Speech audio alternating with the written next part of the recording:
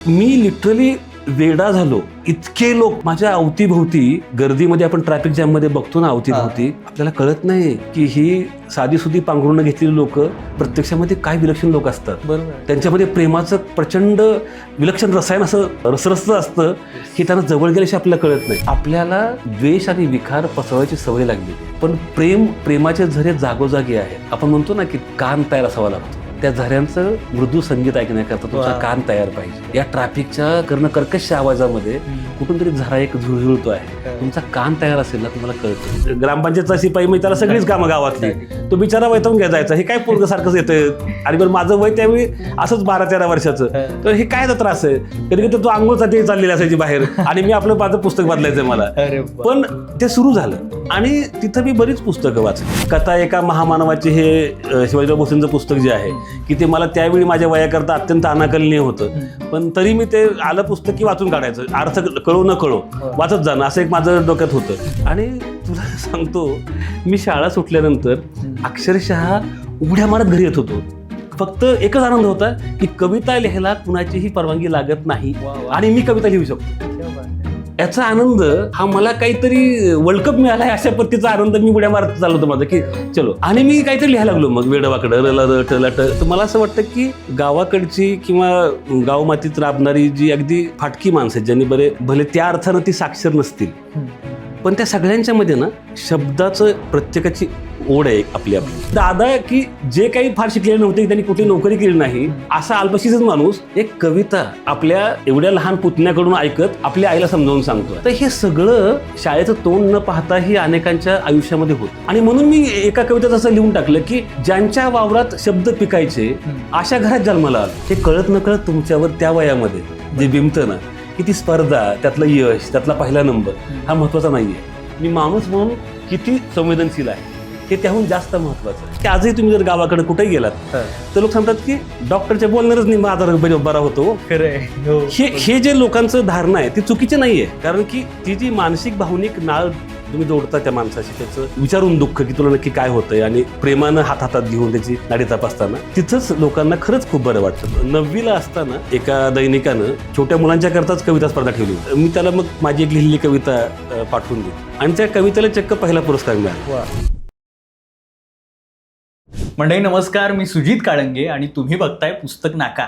पुस्तक नाका आत्तापर्यंत सातत्यानं बहरत आलाय. याचं कारण आहे, याच्यावरती कायम मनात दरवळ असणारी माणसं येत राहिलेली आहेत, उपस्थित होत राहिलेली आहेत. आणि या सगळ्याच्या माध्यमातून आपल्या सगळ्यांचा संवाद, साहित्य गप्पा आणि साहित्य चर्चा सातत्यानं होत आलेली आहे. अगदी आज सुद्धा अशाच पद्धतीचे पाहुणे आपल्याकडे आलेले आहेत. आजच्या पाहुण्यांची विशेष ओळख करून द्यायची झाली तर ते कवी आहेत, लेखक आहेत आणि आरोग्याचे अधिकारी आहेत. अर्थात आरोग्याचे अधिकारी असणं हे अधिकारानं आरोग्य या विषयापर्यंत पोहोचणारी व्यक्ती आहेच, पण त्याच्या पलीकडे जाऊन कवितेच्या माध्यमातून समाजाच्या हृदयाला थेटोस्कोप लावत अगदी माणसांच्या भावना समजून घेत त्याच्यावरचा असणारा इलाज आपल्या कवितेतून व्यक्त करणारी माणसं ही अगदी विलक्षण असतात. मग ती जादू की झप्पी देतात तर कधी 2 अक्षरांची गोष्ट सांगतात. असंच 2 अक्षरांची गोष्ट आपल्यापर्यंत पोहोचवणारा अवलिया म्हणजे डॉक्टर प्रदीप आवटे सर आपल्यासोबत आहेत. डॉक्टर, पहिल्यांदा स्वागत आहे मनापासून तुमचं या आपल्या पुस्तक नाक्यावर. खरं तर तुम्ही आम्हाला जादू की झप्पी हे आमच्यापर्यंत पोहोचवलं, विंडो सीट आमच्यापर्यंत पोहोचवलं, आभाळाच्या गोष्टी आम्हाला सांगितल्यात आणि आता 2 अक्षरांची गोष्ट महाराष्ट्रातल्या आणि महाराष्ट्राबाहेरच्या लोकांपर्यंत पोहोचते. सध्या आजूबाजूला असणाऱ्या या सगळ्या वातावरणामध्ये एक प्रेमाची झुळूक तुमच्यापर्यंत पोहोचतीये, ती कशी आहे नेमकी? म्हणजे काय, याच्यापासून आपण पुढे जाऊया. आधी त्या प्रेमाच्या झुळकेबद्दल ऐकायला आवडेल. तर तू जे म्हणालास ना की खरं म्हणजे प्रेम हा आपल्या एकूणच असण्याचा पाया आहे.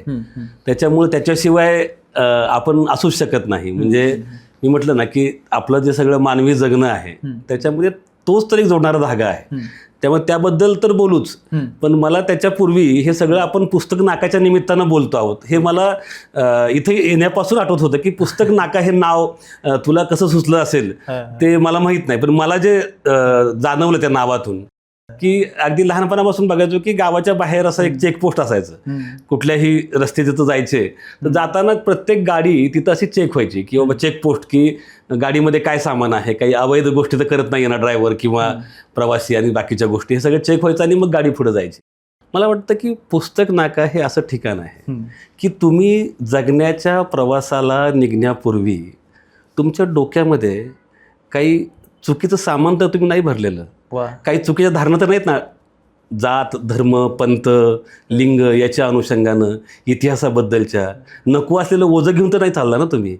तर ते नको असलेलं सामान जे आहे ते टाकून द्या. म्हणजे मग तुमचा हा जो हायवेचा प्रवास आहे ते बुद्धाचा अष्टांग मार्ग सापडल्यासारखा एकदम सुखरूप आणि वेगामध्ये पार पडेल.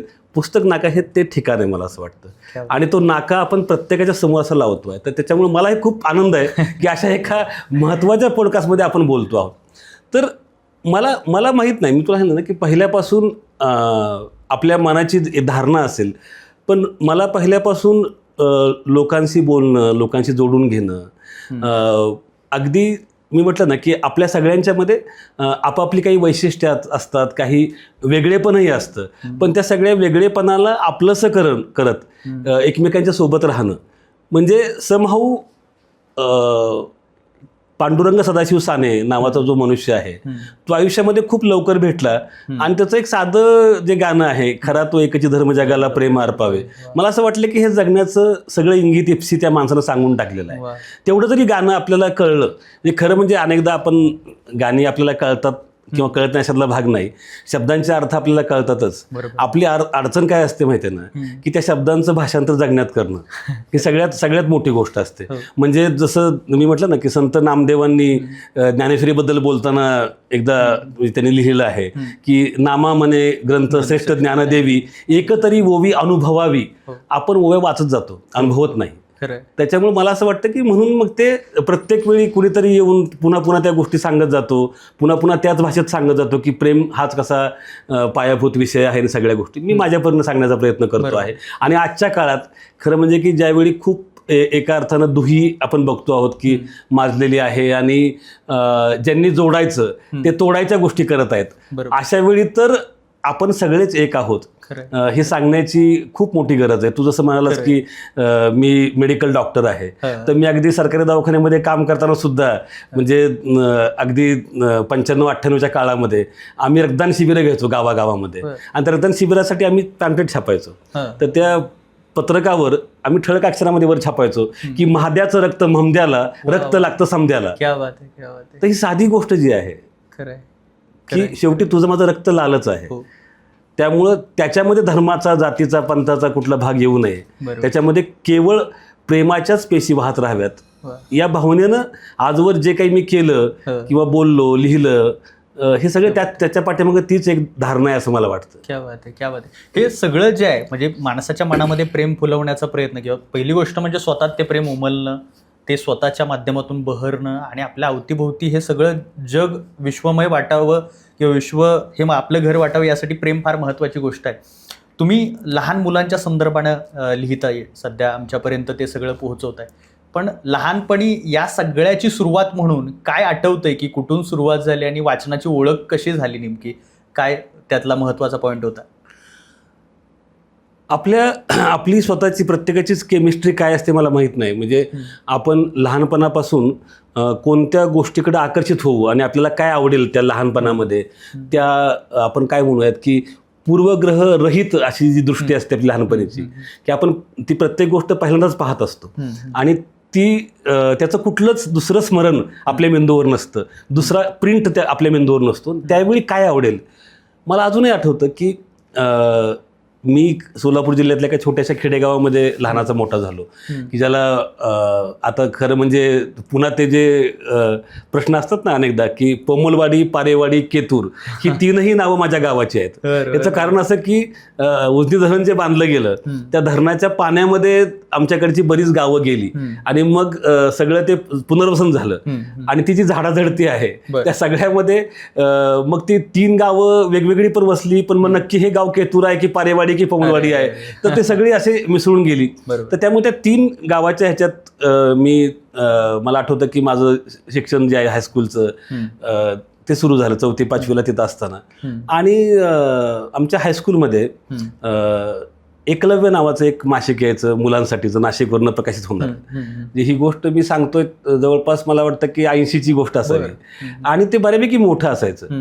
आणि का कोण जाणे मला ते मासिक आवडायचं, ते मी घरी घेऊन यायचो, वाचायचो. मग त्याच्यामधला करामती पिंटू नावाची एक अशी सलग क्रमशः प्रकाशित कादंबरी होती मुलांच्या करताची, ती मला खूप आवडायची, मी वाचायचो ते. तर ते अशा पद्धतीनं वाचन सुरू झालं. माझे गंमत म्हणजे खरं म्हणजे माझे आई वडील दोघे शिक्षक होते व्यवसायानं, पण त्यांनी कुणीही मला असं जाणीवपूर्वक तू वाच असं काही कधी म्हटलं नाही. बरोबर. परंतु माझी मला ते सुरुवात झाली. आणि दिवाळीच्या सुट्टीमध्ये आम्ही सगळे मामाच्या गावी जायचो, उन्हाळा सुट्टीमध्ये, दिवाळी सुट्टीला. तर मामाचं गाव पण सोलापूर जिल्ह्यामध्येच, माढा तालुक्यामध्ये धानोरे म्हणून गाव होतं, छोटंसं गाव अगदी, ज्याची लोकसंख्या आजही 1,500 पेक्षा जास्त नाही, असं छोटं गाव की जिथं त्या काळात तर म्हणजे डायरेक्ट टेस्टी नव्हती. म्हणजे अनेकदा आम्हाला वाकाव नावाचं जे स्टेशन आहे माडाच्या पुढं, तिथं उतरून आम्ही चालत जायचो. मग आम्ही गमतीनं म्हणायचो की धानोऱ्याला जाताना वाकावं लागतं, म्हणजे इथे कारण की 7-1 किलोमीटर चालत जावं लागायचं. आणि तिथं पोहोचायचो. तिथं गेल्यानंतर मला एकदा असं कळलं की इथं ग्रामपंचायतची एक लायब्ररी आहे आणि त्या लायब्ररीमध्ये 200-250 पुस्तकं आहेत. तर मग मामाच्या ओळखीनं एकदा मी तिथल्या त्या शिपाईकडनं एक पुस्तक घेतलं वाचायला आणि मग सुरू केलं वाचायला. आणि मग तो म्हटला की तू झालं की मला देत जा. बरं, सुट्टीमध्ये मला काही कामच नाही दुसरं, तेव्हा पुस्तक वाचणं आणि त्याला लगेच दुसऱ्या सकाळी परत देणं की मला परत पाहिजे मग दुसरं पुस्तक. तो अनेकदा त्याला बाकीची कामं असायची, कारण ग्रामपंचायतचा शिपाई म्हणजे त्याला सगळीच कामं गावातली, तो बिचारा वैतावून घ्या जायचा, हे काय पोरगसारखंच येतं. आणि बरं माझं वय त्यावेळी असंच 12-13 वर्षाचं, तर हे काय त्रास आहे. कधी कधी तो आंघोळसाठी चाललेली असायची बाहेर आणि मी आपलं माझं पुस्तक बदलायचं मला. पण ते सुरू झालं आणि तिथं मी बरीच पुस्तकं वाचली म्हणजे त्या छोट्याशा लायब्ररीमध्ये. आणि ही जी पुस्तकं भेटत गेली त्याचा खूप चांगला परिणाम मला असं वाटतं की कळत नकळत जे काही माझा एक भावविश्व आहे किंवा जो एक माझं पिंड ज्याला म्हणतो आपण, तो हळूहळू या सगळ्या पुस्तकांनी विकसित केला. ही पुस्तकं मला खूप मदतीला आली. मी त्या काळात अगदी म्हणजे मी धनंजयकरांचं, आंबेडकरांचं चरित्र तिथं वाचलं, मी विवेकानंद तिथं वाचले. अगदी मी म्हटलं की कथा एका महामानवाची हे शिवाजीराव भोसलेंचं पुस्तक जे आहे की ते मला त्यावेळी माझ्या वयाकरता अत्यंत अनाकलनीय होतं, पण तरी मी ते आलं पुस्तक की वाचून काढायचं, अर्थ कळो न कळो वाचत जाणं असं एक माझं डोक्यात होतं. किंवा दीपू चित्रेंचं शिबाऱ्यांच्या प्रतिष्ठासारखी कादंबरी जी मला काहीच कळायची नाही त्यावेळी, म्हणजे एका ज्याला आत्ता आपण म्हणतो की संज्ञा प्रवाही स्टाईलमध्ये लिहिलेली कादंबरी, तर ते मला माझं कळायचं ते वय नव्हतं, पण मी वाचलं ते, म्हणजे माझ्याकरता फक्त वाचून झालं असं एक कधी कधी व्हायचं. पण मी पुस्तक सोडायचो नाही आणि त्यातून हे जे आहे हे नंतर माझा वेळ वाढत गेलं. आता ह्याच्यामध्ये म्हणजे दुसरी त्यातली गंमत आहे की पाठ्यपुस्तकामध्ये ज्या कविता किंवा धडे होते ना, त्याच्याबद्दल एक विलक्षण आकर्षण होतं मला त्या काळामध्ये. म्हणजे मला अजूनही आठवतं की 5वीला असताना शांताबाई शेळकेंची एक कविता आम्हाला होती की चांदोमामा डोकावतो लिंबुणीच्या झाडातून, सय बाळपणाची काही येते त्याजला बखून. तर ते आणि मग खाली शांताबाई शेळकेंचं नाव असं वर, मग त्यांनी त्यांचा जन्म कधी झाला आणि त्यांनी कोणकोणती पुस्तकं लिहिली आहेत, या कवितेत त्यांना काय सांगायचं असं एक 4-5 ओळीमध्ये त्याचा परिचय. तर ते मला फार विशेष वाटलं की, आणि मला असं की आपण असं लिहू शकतो का. आणि मला असं म्हणजे माझं जे वय होतं त्या वयात मला असं वाटलं की असं लिहिण्याकरता कोणातरी परवानगीची गरज असेल ना, कसं काय असं. तर अनायसे माझे वडीलच शिक्षक होते मराठीचे. तर मी विचारलं एकदा, आप्पा ते कविता लिहायला कोणाची परवानगी लागते का. तर आप्पा म्हटले नाही लागत. आणि तुला सांगतो मी शाळा सुटल्यानंतर अक्षरशः उड्या मारत घरी येत होतो. फक्त एकच आनंद होता की कविता लिहायला कुणाचीही परवानगी लागत नाही आणि मी कविता लिहू शकतो. याचा आनंद हा मला काहीतरी वर्ल्ड कप मिळाला आहे अशा पद्धतीचा आनंद मी उड्या मारत चाललो होतो माझा की चलो. आणि मी काहीतरी लिहायला लागलो मग वेडवाकडं रट ज्याला म्हणतो आपण की. आणि मग मी अशी घोषणा करायचो की आज मी मोरावर कविता लिहिणार आहे, आज मी चंद्रावर कविता लिहिणार आहे, असं काहीतरी जे बालिशपणा होता सगळा. तर ते सगळं सुरू झालं आणि मग आई वडिलांचं काहीतरी लिहिते लेकरूचं बाहेर चांगलं चाललंय असं म्हणून मी ते हे सगळं जे म्हणजे माझं सुरुवातीचं जे वाचन लेखन आहे त्याची सुरुवात ही अशी आहे. मला अजूनही प्रश्न पडतो, पण म्हणजे वर्गामधल्या 60-70 मुलांमध्ये मलाच हा वेडेपणा का वाटला असावा की आपल्याला कविता लिहायला पाहिजे किंवा पुस्तक वाचली पाहिजेत. तर मला असं वाटतं की याची उत्तरं नाही आहेत. ती आपली काहीतरी केमिस्ट्री आहे की आपण कशाकडे होतो आकर्षित, आपल्याला काय गोष्टी हव्याशा वाटतात. बरोबर आहे. तर तसं त्यावेळी मला त्या शब्दांच्या मोहात मी पडलो आणि झालं सुरू हे सगळं. वा, वा. ते जसं त्या निलेश मायगावकरांच्या 2 ओळी आहेत मला फार आवडतात त्या, की आपण जसं ठरवू अगदी तसं कधी घडतं काय, आणि तेच रस्ते आपले असतात जिकडे वळतात सहज पाय. क्या बात. तर ती सहजता ज्या याच्याकडे असते तशी मला वाटतं ती त्या माणसांकडं ती असते. तुमचं बालपण, आईवडिलांचं शिक्षण असणं, शाळेतल्या ग्रंथालयातल्या एखाद्या पुस्तकं म्हणजे किंवा एखाद्या ग्रंथालयातून पुस्तक भेटण्यासाठीची एखादी व्यक्ती असणं, हे सगळं असणं हे फार महत्त्वाचं होतं. आज ज्यावेळी आपण आजूबाजूला बघतो ग्रंथालय किंवा पुस्तक वाचन चळवळ, हे लहान मुलंच काय एकंदरीत सगळ्यांच्या दृष्टीनं फार मोठं आव्हान होऊन बसलंय. वाचनाच्या संदर्भाने माणसं फार निराश जाणवतात. तर या सगळ्यावर तुमच्या बालपण म्हणजे त्या सगळ्याकडे बघताना आणि आजूबाजूला बघताना एक बालसाहित्यिक म्हणून सुद्धा आणि एकंदरीत या सगळ्या आजूबाजूच्या लोकव्यवहाराचा अभ्यासक म्हणून सुद्धा काय वाटतं की काय नेमकं चुकतंय कुठं किंवा काय जाणवतं? खरं म्हणजे ना, म्हणजे आपल्याला ग्रंथालय किंवा शब्दांबद्दलचा जो हा एक अट्टहास आहे, त्याच्याबद्दलची जी ओढ आहे ती खरं म्हणजे मराठी माणसाच्या रक्तात आहे, ती त्याच्या मनात आहे, त्याच्या मातीत आहे असं मला वाटतं. म्हणजे तुकाराम उगीच नाही म्हणाला की शब्द जे आहे हेच आमचं सगळं जग आहे, अशा अर्थाचे जे तुकाराम लिहून गेले. तर हे जे आहे, तर मला असं वाटतं की गावाकडची किंवा गावमातीत राबणारी जी अगदी फाटकी माणसं आहेत, ज्यांनी भले त्या अर्थानं ती साक्षर नसतील, पण त्या सगळ्यांच्यामध्ये ना शब्दाचं प्रत्येकाची ओढ आहे आपली आणि ती मला खूप लहानपणापासून जाणवलेली आहे.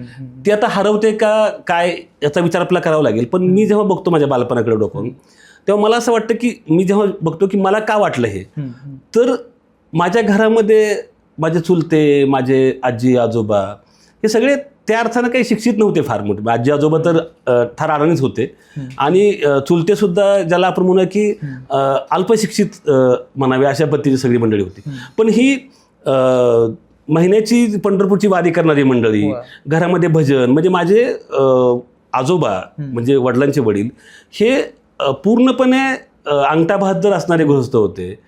आम्ही त्यांना अण्णा म्हणायचो. पण ते जर बसले तुळशीसमोर तर 2.5 तास त्यांचं भजन चाललेलं असायचं की त्यांना कुठलाही अभंग अगदी तोंडपाठ होता आणि ते म्हणत राहायचे. तर हे जे आहे हे होतं, हे एवढं होतं, तुला गंमत सांगतो की एकदा तर शेतीवरून काहीतरी 2 चुलत्यांच्या मध्ये काहीतरी वाद की बाबा शेती करायची म्हणलं तर कष्ट केले पाहिजेत, बरोबर, आणि हा कष्टच करत नाही असं थोरले चुलते माझ्या आजीला समजावून सांगत होते की अरे शेतीमध्ये कष्ट केले पाहिजेत, ह्याला कळलं पाहिजे ना ते. आणि तेव्हा मी तिथं आपलं खेळत खेळत त्या लिंबाच्या झाडाला भिंगुऱ्या मारत मारत एक कविता म्हणत होतो काहीतरी की श्रमते आज तुझा सत्कार, तुझ्यामुळे येतो आमच्या जगण्याला आकार, श्रमते आज तो, असं कुठेतरी वाचलेली कविता मी आपली पाठ केली. आणि मी माझं तंद्रीमध्ये, मला ती पहिल्यापासून सवय तंद्रीमध्ये काय ते स्वतःशीच बोलत राहायचं, असं बोलत मी ते म्हणत होतो. तर त्यांनी एकदम मला दादा आम्ही म्हणायचो थोरल्या चुलत्यांना, त्यांनी राजूकडे ते म्हटले आणि ते माझ्या आजींना काशीबाई म्हणायचे, आई म्हणायचे नाहीत, काशीबाई ऐक राजू म्हण कविता. काय म्हणत होतो आता म्हण. आणि मी एक ओळ म्हणतो आहे आणि दादा माझ्या आजीला त्या एक ओळीचा अर्थ सांगतायत की बघ श्रमता कशी महत्वाची आहे, कष्ट कसं महत्वाचं आहे, त्याच्याशिवाय जगण्याला आकार येत नाही, बोल रे पुढची ओळ पुढची. आणि ते म्हणजे चक्क मला असं वाटलं की माझा जो तास आहे मराठीचा तो इथं चाललाय रानामध्ये. आणि दादा की जे काही फार शिकलेले नव्हते, त्यांनी कुठली नोकरी केली नाही, असा अल्पशिक्षित माणूस एक कविता आपल्या एवढ्या लहान पुतण्याकडून ऐकत आपल्या आईला समजावून सांगतोय. तर हे सगळं शाळेचं तोंड न पाहता हे अनेकांच्या आयुष्यामध्ये होतं. हे कुठं. आणि म्हणून मी एका कवितेत असं लिहून टाकलं की ज्यांच्या वावरात शब्द पिकायचे अशा घरात जन्माला आलो, मोहरलेल्या शब्दांच्या भोवती गिरट्या घालणाऱ्या पाखरांसोबत लहानाचा मोठा झाला. आणि म्हणून काय ते शब्दांचं वेळ जे आहे ते तिथून आलं असं मला असं वाटतं की हे जे आहे ना हे आहे आपल्यामध्ये. आपल्याला हे मुलांच्या मध्ये पेरलं पाहिजे. म्हणजे मी आजही बघतो ना की मी छोट्या मोठ्या कथा कविता लिहितो, कुठून तरी बीड जिल्ह्यातून एखाद्या शिक्षकाचा फोन येतो, तो आपला फोन मुलीला देतो, एखाद्या शाळेतल्या 3रीतल्या मुलीला, आणि ती माझीच कविता आलेली किशोरमध्ये मला वाचून दाखवते आणि सर मला खूप आवडली म्हणते ती, आणि आमच्या गुरुजींनी वाचून दाखवली आहे. आणि ते गुरुजी सांगतात की सर माझी शाळा बंदच होत नाही, ती रविवारी पण चालू असते, पोरं माझ्याकडे येतातच, पोरांना करमतच नाही माझ्याशिवाय. मला असं वाटतं की ही जी सगळी आहेत ना, ही वेगवेगळ्या ठिकाणी काम करणारी, हे दुधाळ नावाचे शिक्षक असतील किंवा काय, ही सगळी जी मंडळी आहेत तेच हे या मातीमध्ये जे शब्द पेरण्याचं काम आहे ते मला वाटतं पुन्हा करणार आहेत आणि ते आपल्याला करावं लागेल. कारण काय की जरी मोबाईल आले, जरी सोशल मीडिया आला, सगळ्या गोष्टी आल्या, तरी शब्दांचं जे आपलं एक नातं आहे, आपण शब्दांना ब्रह्म म्हणतो आपल्या, शब्द ब्रह्म आहे ते, कळलं की नाही. त्यामुळे आपलं जगणं भारून टाकण्याचं आणि भरून टाकण्याचं, जगण्याला दिशा देण्याचं काम शब्द करू शकतात. शब्द वळण देऊ शकतात तुमच्या जगण्याला, नवा रस्ता दाखवू शकतात. हे सगळं जे आहे हे शब्दांमध्ये आहे. ते मला वाटतं आपण ते परत, आणि तुझं हे पुस्तक नाकाचे नावाचा सारखा उपक्रम जो आहे तो पुन्हा एकदा त्या शब्दांकडे लोकांनी डोळसपणे वळावं याच्याकरताच तर आहे. बरोबर. हे जे आयुष्याला दिशा देणं, शब्द आयुष्यामध्ये येणं आणि जगण्याला एक वळण मिळणं, एक कुठलीही पुस्तकं वाचणं, म्हणजे जे मिळेल हातात येईल ते वाचणं, यानंतर आयुष्यातले प्राधान्यक्रम ठरवणं आणि एक एक करिअरचा टप्पा निवडणं, या सगळ्यामध्ये एक दृष्टिकोन आकाराला आला. किंवा तुम्ही ज्या पद्धतीने अगदी रक्तदान शिबिराचा जो काही तुम्ही मुद्दा सांगितला किंवा त्याच्यासाठी एक दृष्टिकोन असावा लागतो. हे सगळे दृष्टिकोन आकाराला येण्याच्यामध्ये एक वाचन फार महत्त्वाचं असेलच. तर कुठल्या पुस्तकांनी किंवा तो प्रवास कसा राहिला एकंदरीत? मी जसं म्हटलं ना की म्हणजे खूप सुरुवातीला मला आठवतं की विवेकानंद माझ्या याच्यामध्ये बऱ्यापैकी वाचनामध्ये आले. आणि विवेकानंदांनी म्हणजे धर्माकडं, देवत्वाकडं, आस्तिक नास्तिकतेकडं पाहायची एक वेगळी दृष्टी मला दिली. म्हणजे सगळ्यात महत्त्वाची गोष्ट की त्यांनी मला हे सांगितलं की देवावर विश्वास आहे तो आस्तिक आणि देवावर विश्वास नाही तो नास्तिक, ही जुन्या धर्माची व्याख्या आहे. ही व्याख्या आता लागू होत नाही. ज्याचा स्वतःवर विश्वास आहे तो आस्तिक, ज्याचा स्वतःवर विश्वास नाही तो नास्तिक. इतक्या साध्या शब्दात त्यांनी मला आस्तिक आणि नास्तिक सांगितलं. आणि त्यांनी जे सांगितलं की आपल्याला वेद, कुराण, बायबल, त्रिपिटिकं ही सगळे आज आपल्याला गरजेची आहेतच, पण या सगळ्यांचाच आधार घेऊन आपल्याला अशा जगाकडे जायचं आहे की जिथं या सगळ्यांचीच गरज आपल्याला लागणार नाही. आपल्याला असा एक वैश्विक धर्म स्थापन करायचा आहे. म्हणजे वर्तुळाचा केंद्रबिंदू हा जर ते मानवी कल्याणाचा हेतू असेल तर सगळे धर्म या त्याच्या त्रिज्या आहेत असं सांगणारा हा माणूस. त्यामुळे मला एकूणच धर्म, देव या सगळ्याबद्दलच्या माझ्या ज्या संकल्पना आहेत त्याला मूर्तरूप देण्यामध्ये त्यांचा खूप मोठा वाटा. आणि केवळ तेवढंच नव्हे, म्हणजे ते माझ्यासोबत इतके राहिले की मी जेव्हा मेडिकलला गेलो आणि पहिल्या वर्षी मला अपयश आलं परीक्षेमध्ये, एका विषयात दांडी उडाली माझी, तर माझ्याकरता फार धक्का होता की मी 10वी-12वीला पहिला येणारा 90% वगैरे मार्काने एकदम आपला एक विषय जातो म्हणजे काय. परंतु विवेकानंदचे शब्द जे आहेत की तुम्ही अमृताचे पुत्र आहात, एक प्रचंड ऊर्जेचा सागर तुमच्यामध्ये आंदोलन घेतो आहे, तुम्ही स्वतःला कमी लेखू नका आणि तुमची स्वतःची कोणतीही चूक तुम्ही गरजेपेक्षा मोठी करू नका. तुमच्यातल्या क्षमतांची ओळख करून घ्या. आपल्या सगळ्या उपनिषदांमधून एकच शब्द जर कोणता बाहेरचा असेल तर तो आहे निर्भयता, फिअरलेसनेस, निर्भयपणा. म्हणजे जो मनुष्य तुम्हाला हे सांगतो की तुम्हाला गीता ही घरामध्ये बसून वाचून समजत नाही, जो मैदानावर जातो, जो शेतामध्ये जातो, जो कष्ट करतो, घाम गाळतो, ज्याच्या स्नायूमध्ये बळ आहे त्यालाच गीता कळते. तर हे काहीतरी वेगळं होतं. म्हणजे आणि त्याच वेळी विश्वधर्माचं स्वप्न दाखवणारी गोष्ट की जर हिंदू हा जर त्याचा आत्मा असेल तर त्याचं शरीर हे मुस्लिम असेल, असे म्हणणारे विवेकानंद की ह्या सगळ्यांचे एकत्रीकरण करून आपल्याला शेवटी एक विश्वधर्म स्थापन करायचा जो सगळ्या माणसांकरता असेल. बरोबर. त्यामुळं व्यक्तिगत जगण्यातलं यश अपयश त्याच्याकडे पाहिजे त्यांनी दृष्टी तर दिलीच, पण त्यासोबतच माणूस म्हणून पण विकसित होण्यामध्ये त्यांचा खूप मोठा वाटा आहे. त्यासोबतच मी म्हटलं की जसं ललित साहित्य आहे त्याच्यामध्ये मी फडके वाचले, खांडेकर वाचले, म्हणजे एकीकडं कलेसाठी कला म्हणणारे नाशी फडके आणि दुसरीकडे जीवनासाठी कला म्हणणारे वि स खांडेकर. तर हे वाचले आणि खांडेकरांचा जो आदर्शवाद आहे, त्यांचा जो आदर्श नायक आहे, त्याला येणारी जी मध्यमवर्गीय अडीअडचणी आहेत, ते सगळं मला खूप रिलेट झालं. त्यांची ययाती ही माझी खूप आवडती कादंबरी, अश्रू ही खूप आवडती कादंबरी, तेही मी त्या काळात वाचलं. आणि त्यासोबतच मी अनेकांची चरित्रही वाचत होतो. हे सगळं करत असताना मी जसं म्हटलं की माझा भावनिक परिपोष या सगळ्यावर होत होता आणि त्यातूनच मीही काही वेडवाकडं लिहायचा प्रयत्न करत होतो. त्यासोबतच बाबा बोरकर, कुसुमाग्रज, यशवंत मनोहर यांची कविताही सोबत होती की त्याही त्याचं वाचनही चाललेलं होतं. आणि कुसुमाग्रज तर त्यावेळी माझे खूप आवडते कवी त्या वयामध्ये होते, की म्हणजे जेव्हा त्यांना ज्ञानपीठ मिळालं तेव्हा जे जसं काही मलाच मिळालं आहे इतका मी खुश झालो होतो. आणि भाऊसाहेबांचे वारसदार असं मी एक लेख त्यावेळी लिहिला होता, कारण पहिलं ज्ञानपीठ जे आहे ते खांडेकरांना मिळालं होतं, त्यांना भाऊसाहेब म्हणायचे. तेव्हा भाऊसाहेबांचे वारसदार म्हणून मी तात्यांवर लेख लिहिला होता. आणि तात्यांची कविता त्यातलं जे ओजस्वी एक हे आहे सगळं जी शब्दकळा आहे ती माझी फार आवडती कविता होती. आणि त्याच वेळी यशवंत मनोहर हे पूर्णपणे वेगळा, ज्याला आपण म्हणू की क्रांतीची आणि बाबासाहेब आंबेडकरांनी दिलेली जी एक जागृती आहे त्याची जाणीव करून देणारी जी कविता यशवंत मनोहरांची आहे तिनं तर पूर्ण अवकाश माझा पूर्ण बदलला. म्हणजे कालचा पाऊस आमच्या गावात झालाच नाही, सदर पीक आम्ही आसमानावर काढले आहे, असं लिहिणारी जी कविता आहे. म्हणजे 2 ओळीमध्ये हा माणूस एका समाज समूहाचं अख्खं चरित्र लिहून टाकतो की कालचा पाऊस आमच्या गावात झालाच नाही, सदर पीक आम्ही आसमानावर काढले आहे. त्यातून एका ओळीमध्ये शब्दामध्ये काय ताकद आहे हे उमगत गेलं. त्यामुळे असं, आणि या सगळ्यासोबतच माझ्या वयानुसार मी भारा भागवतांचा फास्टर फेरी वाचत होतो, तो फास्टर फेरी सोबत होता. की जो म्हणजे गंमत काय असते की फास्टर फेने किंवा ह्या सगळ्या ज्या गोष्टी आहेत की मुळामध्ये हे सगळं लेखन तुमच्यामध्ये कोणती मूल्य पेरतं. त्यानं त्या फास्टर फेनेनं जाता जाता मला सांगून टाकलं की अरे स्पर्धा जी असते ना, रॅट रेस, त्याच्यामध्ये सहभागी होणं फार महत्त्वाचं नाही, जगण्याचा आनंद घेणं आणि प्रामाणिक प्रयत्न करणं. म्हणजे त्यांची एक साधी गोष्ट होती की सायकल स्पर्धा लागलेली आहे आणि सायकल स्पर्धेमध्ये समोरचा स्पर्धक जो आता चाललेला आहे पुढं, त्याचा पाय लागून एक अपंग मुलगा पडतो, धडपडतो, पण तो त्याच्याकडे बघतही नाही, त्याला स्पर्धा जिंकायची आहे. तो पडलाय टेकडीवरून खाली आणि त्याला लागलंय, तो किंचाळतोय, तो तसाच पुढे जातो सायकल चालवत. पण फास्टर फेरी ज्याला शक्यता आहे पहिला नंबर मिळवायची, तो पोरगा मात्र सायकल थांबवतो, स्पर्धा गेली उडत म्हणतो, सायकल थांबवतो आणि त्या पोरला पहिल्यांदा उचलतो, त्याला लागलंय आणि तो त्याला घेऊन जाऊ दे दवाखान्यामध्ये, स्पर्धेचा काय माझा नंबर जाईल. बरोबर.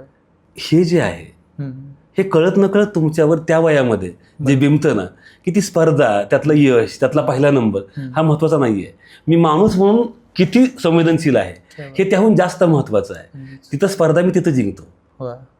त्यामुळे ह्या लहान लहान गोष्टी ज्या आहेत ना या त्यावेळी खरोखरच खूप महत्त्वाच्या असतात. आणि त्या वयामध्ये ही मूल्यव्यवस्था पेरणारी पुस्तकं भेटणं ही खरोखरच खूप मोठी गोष्ट. आणि ती मला वाटतं की ती कळत नकळत माझ्या हाती लागली. त्यातलं योग्य अयोग्य काय आहे ते कळत, आपण जसं मी म्हणलं ना, आपण काय करत असतो की आपण वाचतही असतो आणि आपण जगतही असतो. तर आपण वाचताना आपलं वाचणं आणि जगणं एकमेकांना मॅच करायचा प्रयत्न करत असतो आपल्यापर्यंत. आपले जे एक बालबुद्धी असते आपल्यापर्यंत ते करत असतो. आपल्याला त्यावेळी कळत नाही आपण असं करतोय हे, पण आता कळतं की ते आपण करत होतो. आणि त्यातून खरं म्हणजे आपण कळत नकळत घडत जात असतो. बरोबर आहे. ते आपलं सगळं भावविश्व, पण वाचन आपल्याला जिंकण्यासाठी जन्म आपला, याच्याऐवजी जगण्यासाठी जन्म आपला, हे जे काही शिकवतं ते खूप भारी भावना असते. तर तुमच्या आयुष्यामध्ये हे जे काही आरोग्यविषयक शिक्षण, म्हणजे तुम्ही आत्ता जे बोलताय त्यावरून मी इमॅजिन जर केलं तेव्हाचं बालपण तुमचं, तर साहित्यात रमणारा माणूस, म्हणजे साहजिक पुस्तकांशी, म्हणजे साहित्य, कथा, कादंबऱ्या याच्याशी, कविता यांच्याशी अनुरूप झालेला माणूस, टेक्निकल शिक्षणाकडे वळताना म्हणजे ते निर्णय तुमचा होता की कुटुंबाचा होता? त्याच्यात एवढं साहित्याचं वेळ असताना सुद्धा त्यात टिकणं किंवा त्यात असताना साहित्य टिकवणं, ही काय नेमकी गोष्ट काय याची? खरंच मी म्हणलं ना की डॉक्टर व्हावं असं वाटायचं, कारण की मी जसं म्हटलं की माझं 10वीपर्यंतचं पूर्ण जे आयुष्य आहे ते खेडेगावात गेलेलं आहे, केतूर, पारेवाडी, पोंगडी सारख्या गावामध्ये. आणि दिसायचं की डॉक्टरांची खूप कमतरता आहे. आपण डॉक्टर झालो तर लोकांना मदत करू शकतो, त्यांना बरं करू शकतो. की पाहायचो की कुणाला साप चावलाय शेतामध्ये, पाणी दारा धरता धरता कुणाचा अपघात झालाय आणि डॉक्टर तपासतायत, टाके घालतायत, तर आपल्याला पण असं लोकांच्या उपयोगी पडले पाहिजे असं वाटायचं. आत्ता जो प्रश्न तुला पडला ना, मला खरंच म्हणजे हे वाटतं की मला कोरबुसर नावाचे माझे हिंदीचे शिक्षक होते आणि ते हिंदी आणि सायन्स दोन्ही शिकवायचे.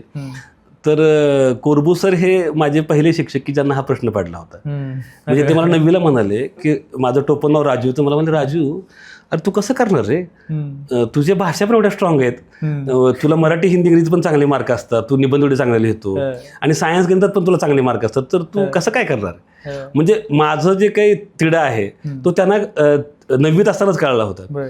पण समोर मी ठरवलं की नाही, आपण डॉक्टर होऊयात, आणि त्यातून आपल्याला लोकांपर्यंत अधिक जाता येईल. आपल्याला जे माझ्या मनामध्ये जे एक या सगळ्या वाचनातून आणि जो एक पिंड घडलेला होता की लोकोपयोगी काम करण्याचा, तर मला असं वाटतं की लोकांच्या अधिक उपयोगी पडता येईल. तर या भावनेनं मी ठरवलं होतं की जाऊयात. आणि जसं तू म्हटलंस की तसा माझा प्लॅन बी तयार होता की जर समजा मला मेडिकल ॲडमिशन नाहीच मिळालं तर मग एम इंग्लिश करायचं आणि इंग्रजीचा प्राध्यापक व्हायचं असं मी ठरवलं होतं. आणि मी एम इंग्लिश नंतर केलं. म्हणजे जरी मी डॉक्टर झालो तरी मी इंग्रजीमध्ये एम ए केलं माझी आवड म्हणून. तर पण ते ठरवलं होतं मी.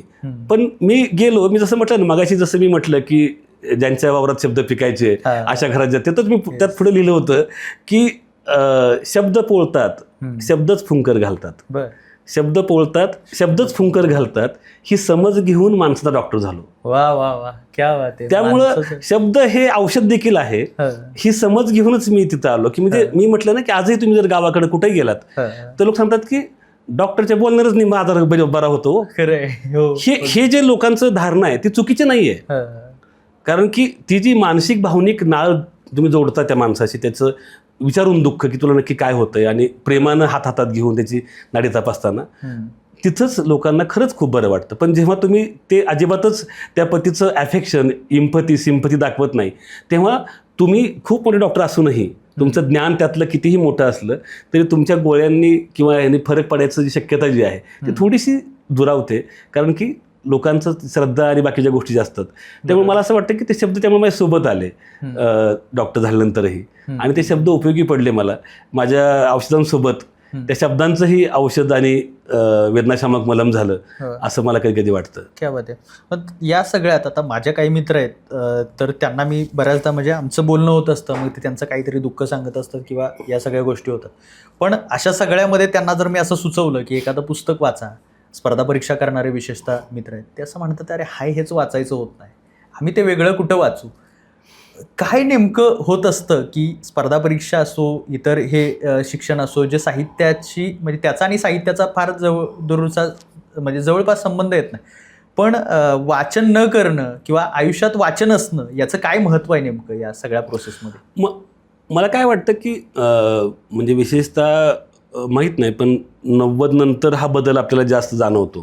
म्हणजे जागतिकीकरण आणि बाकीच्या गोष्टी जेव्हा आल्या, ह्या खाऊच्या धोरणांनी सगळं एकूणच ना, ज्याला आपण म्हणतो की उपयुक्ततावाद, की कुठल्या गोष्टीचा उपयोग काय. बरोबर आहे. तर जसं मी स्पर्धा परीक्षेची पुस्तकं वाचली तर उद्या मला अधिकारी होण्याकरता त्याचा उपयोग आहे. मी इतर काही वाचलं त्याचा उपयोग काय. आणि लोकांना त्या अर्थानं ना दिसणारा, कळणारा उपयोग लागतो. बरोबर आहे. म्हणजे आपण जे म्हणतो ना की अरे ताई तू माणूस म्हणून चांगला घडशील, तुला तुझ्या व्यक्तिमत्वाला वेगळे पैलू पडतील, तर ते दिसत नाहीत, ते आर नॉट टँजिबल. त्यामुळे लोकांना ते टँजिबल नाहीये. पण मी क्लासरूम ऑफिसर होतोय हे दिसतं ना. बरोबर आहे. म्हणजे माझी खुर्ची दिसते, माझी प्लेट दिसते, माझा पगार दिसतो, माझी गाडी दिसते, माझ्या पुढे पुढे करणारे शिपाई दिसतात, तर ते दिसतं. त्यामुळं अनेकदा मला असं वाटतं की ती एका अर्थानं आपल्या कल्पनाशक्तीचं दारिद्र्य आहे की आपल्याला हे अदृश्य परिणाम जाणवत नाहीत, आणि म्हणून आपण पुस्तकांपासून लांब राहतो. यात नुकसान पुस्तकांचं काहीच नाहीये, नुकसान आपलं आहे. बरोबर आहे, अगदीच 100%. ह्या सगळ्या दरम्यान लिखाण कधी आयुष्यात आलं किंवा याची सुरुवात कुठून झाली? जसं तुम्ही म्हणालात की वडिलांना विचारलं की कविता लिहायला कोणाची परवानगी लागते का, पण तिथून त्यानंतर कधी? अगदी म्हणजे मी म्हणलं ना की मी वयाच्या 10व्या वर्षापासून कविता लिहितोय, म्हणजे 5वीला असल्यापासून लिहितोय. त्या अर्थातच त्याच दर्जाच्या होत्या, म्हणजे आजही त्या किती चांगल्याच मला माहीत नाही, पण तो लिहित होतो एक छोटा, आणि बऱ्यापैकी लिहित गेलो. मला फक्त 9वीला असताना एका दैनिकानं छोट्या मुलांच्या करताच कविता स्पर्धा ठेवली होती, आणि मी गावीच होतो. म्हणजे पण मी एवढं होतं की पेपर आमच्याकडे यायचा नियमितपणे आणि आम्ही वाचायचो. तर त्याच्यामध्ये ती स्पर्धा होती की किशोरवयीन मुलांच्या करता कविता स्पर्धा, आणि मी त्याला मग माझी एक लिहिलेली कविता पाठवून दिली, आणि त्या कवितेला चक्क पहिला पुरस्कार मिळाला. तर पुण्यातून प्रकाशवाणी दैनिकानं आपल्याला आपल्या कवितेला पहिला पुरस्कार मिळाला. यातून शिक्कामोर्तब झालं की आपण जरा बरं लिहितोय. म्हणजे किमान आपल्या वयोगटात जी मुलं आहेत त्याच्यामध्ये किमान त्याचा उल्लेख व्हावा एवढं तरी आपण बरं लिहितोय. आणि मग मी लिहित गेलो. आणि लिहिणं ना, मी जसं म्हटलं की साने गुरुजी, काही माणसं असतात ना की जे आपल्याला प्रत्यक्ष शिकवायला नसतात, पण ते आपल्याला खूप शिकवतात. तर लिहिण्याचा जो छंद होता तो इतका विलक्षण होता की म्हणजे मी 11वीला 10वी झाल्यानंतर शिक्षणाकरता 11वीला सोलापूरला आलो. पण साने गुरुजींच्या चरित्रामध्ये वाचलेलं होतं की साने गुरुजी हे हस्तलिखित साप्ताहिक चालवायचे आणि ते आपल्या शाळेतल्या मुलांना वाचायला द्यायचे की मुलांनी वाचावं म्हणून. तर मी चक्क माझ्यापेक्षा जी छोटी मुलं आहेत म्हणजे माझ्या गावातली माझी धाकटी भावंडं होतीच, त्यांची जी मित्र कंपनी आहे, तर त्यांच्याकरता एक साप्ताहिक तिथं लिहायचो सोलापूर बसून हस्तलिखित आणि त्यांना ते पोस्टानं पाठवायचं. तर त्याच्यामध्ये काही कविता, काही गोष्टी, काही विनोद, असं जे काही मला मिळेल, काही इकडे तिकडे सापडलेलं, काही माझं मी स्वतः लिहिलं आणि ते पाठवत राहायचं. म्हणजे मला ते 4-5 पानाचं लिहून पाठवायचं आणि मुलांनी ते वाचावं असं खूप हे होतं. आणि त्यामुळं लिहिण्याची खूप आवड होती पहिल्यापासूनच. महत्त्वाची गोष्ट म्हणजे त्यावेळी धाकट्या भावानं गावाकडं, तो माझ्यापेक्षा जवळपास 7-8 वर्षांना लहान, तर त्यानं तिथली शाळकरी मुलं घेऊन मित्रमेळा संघटना स्थापन केली. मग त्या मित्रमेळा संघटनेचे तो म्हणायचा की दादा आम्हाला एक प्रार्थना पाहिजे, कारण आमची संघटना आहे तर प्रार्थना पाहिजे. मग मी त्याच्याकरता एक प्रार्थना लिहिली. मी मोठा म्हणजे काय, तर मी त्यावेळी 11-12ला होतो आणि ही पोरं 4थी-5वीला. तर मग ते म्हणजे लिहा, मग देशासाठी घेतले हे व्रत ना कधी सोडायाचे, धर्म जाती आणि भाषा यांचे बंदरे तोडायाचे, असं सांगणारी. आणि त्याच्यामध्ये बहु असती आमास भाषा, एकाहून एक सुंदर खाशा, परी प्रेमाच्या भाषेने आम्हा सारे विश्वचे जोडायाचे, देशासाठी घेतले हे व्रत ना कधी सोडायाचे, अशी कविता लिहून त्यांना पाठवून दिली. आणि ती पोरं मस्तपैकी कविता प्रार्थना म्हणून म्हणायचे. आणि मग त्यांना मी असं काहीतरी मधनं जेव्हा जसं मला सवड मिळेल तसं साप्ताहिक म्हणून त्यांना पाठवून द्यायचो. तर असं लिहित राहायचो. आणायचं काय झालं की कॉलेजला असताना, मेडिकल कॉलेजला असताना तिथलं जे एक दैनिक आहे सोलापुराचं, त्यांनी ठरवलं की कॉलेजच्या मुलांच्या करता आपण एक सदर ठेवूयात, एक विशेष सप्लिमेंट पुरवणी काढायची म्हणून, आणि त्यांनी नाव दिलं भरारी. आणि त्यांनी ठरवलं की या भरारीचे प्रतिनिधी प्रत्येक कॉलेजमध्ये आपण निवडायचे, त्या कॉलेजमध्ये लिहिणारी जी मुलं आहेत ती. तर मग त्यांनी माझ्या मेडिकल कॉलेजमधून माझी निवड झाली. आणि तिथं गेल्यानंतर मग ते आमच्या काही मिटिंग घ्यायचे आणि त्यांना लक्षात आलं की ह्याला जरा लिहायची आवड आहे. आणि मग ते म्हणाले की तू जरा काहीतरी असं गमतीशीर कॉलेजच्या आयुष्यात जे घडतं आहे त्याचा एक रिपोर्टचाच टाईप आम्हाला तू आठवड्याला लिहित जाणं काहीतरी. तर मला असं वाटलं कसं लिहावं, काय लिहावं फॉर्मॅटमध्ये. तर माझं पहिलं वृत्तपत्रीय लेखन जे आहे, म्हणजे त्या अर्थानं दर आठवड्याला लिहिणं, दर बुधवारी ते यायचं, त्याला मी नाव दिलं कॉलेज कॅन्टीनमधून. आणि ते मी डायलॉग स्वरूपात लिहायचो. म्हणजे एखादं नाटक जसं असतं ना की बाबा सुजित असं म्हणाला, मग प्रदीप असं म्हणाला, मग अनिल असं म्हणाला, मध्येच राणी काहीतरी म्हणाली, मध्येच काहीतरी शुभंगी काहीतरी म्हणाली, अशी ती मुलांची नावं टोपण काहीतरी काल्पनिक घेऊन तिथली जी चर्चा आहे कॉलेजमधली, आणि मग ती जरा विनोदी त्यांच्या पद्धतीनं, मग त्या चित्रपटाच्या गोष्टी येतील, त्याच्यामध्ये कोणाचं तरी प्रेम प्रकरण येईल, काहीतरी अशा गोष्टी. आणि ते बऱ्यापैकी लोकांना, मुलांना आवडू लागलं. म्हणजे कॉलेज कॅन्टीनमधून ही त्या काळात सोलापुरातल्या आजूबाजूच्या कॉलेजमध्ये बऱ्यापैकी वाचलं जायचं. तर ते मी जवळपास वर्षभर चालवलं. ही माझ्या अर्थानं, खऱ्या अर्थानं एक मोठी सुरुवात होती लिखाणाची. आणि मग कविता तर लिहित होतोच मी. हळूहळू 98 साली पहिला कविता संग्रह आला, माझ्या आबाळाची गोष्ट. त्याच्यानंतर मग जग्गूभाई जिंदाबाद नावाचं एक माझं मुलांच्या करताचं पुस्तक आलं. मग धम्मधारा, म्हणजे साधारणपणे 98च्या आसपासच मला बाबासाहेबांचं जे पुस्तक होतं बुद्धन त्याचं धम्म, ते माझ्या वाचनात आलं. आणि मला जाणवलं की खरं हे जे आहे हे इतकं बुद्धिप्रामाण्यवादी आणि इतकं विवेकवादी आहे, म्हणजे बुद्धाची जी सगळं फिलॉसॉफी आहे. तर ही शाळकरी मुलांनुसार समोर किंवा एकूणच ज्याचं फार वाचन नाही, पण त्याच्या पण कसं पोहोचेल. तर मला जाणवलं की आपल्याकडं जे एक परंपरा आहे गावाकडची, कारण माझे आई वडील, म्हणजे विशेषतः वडील माझे चुलते, हे रामायण वाचणारे, रामायणाचा अर्थ सांगणारे, अभंग म्हणणारे. तर मला हे कळायचं की लोकांच्या मध्ये जर एखादी गोष्ट जायची हवी असेल तर ती तुम्हाला त्यांच्या भाषेमध्ये गाता येईल सहजतेनं, अशा पद्धतीने गेली पाहिजे. मग ती फिलॉसॉफी त्यांचा जगण्याचा भाग होते. मग लोक सहजतेने ते गात राहतात. तर मग मी म्हटलं की मग आपणही याच्याबद्दल श्लोकमत रचना का करू नये. बुद्धाचे जे विचार आहेत, धम्मपद आणि त्रिपिटकामध्ये जे सगळे विचार आहेत, तर त्या विचारांमधले जे गाभाभूत विषय आहे तर तो घेऊन आपण काही श्लोकांची रचना का करू नये. मग त्याच्यावर मग असं वाटलं मला की अरे मग पण ती कशी करायची. तर माझ्यासमोर मनाचे श्लोक होते की ज्याच्यामध्ये 12 अक्षरी वृत्त आहे. भुजंग प्रयात, मनावे तयाला भुजंग प्रयात, क्रमानेच येती चारी जयात, ज्याच्यामध्ये य हे गण जो आहे तो 4 वेळा येतो असं. तर ते म्हटलं 12 अक्षर, प्रत्येक ओळीत 12 अक्षर असतील, अशा पद्धतीनं आपण त्याला एक आपण करूयात. आणि मग मी लिहित गेलो आणि जवळपास 550-600 अशा पद्धतीचे श्लोक तयार झाले. आणि मग अनेकांना ते बघितले, शाहू पाटोळेसारखा माझा मित्र असेल किंवा नागराज असेल, सगळ्यांना ते आवडू लागलं की म्हणले अरे हे चांगलं आहे डॉक्टर, तुम्ही हे छापा. आणि मग ते धम्मधाराही आलं आणि त्याचं खूप म्हणजे माझ्याकरता मी म्हटलं ना की माझ्याकरता धम्मधारा हे खूप महत्त्वाचं पुस्तक आहे. मी म्हटलं ना की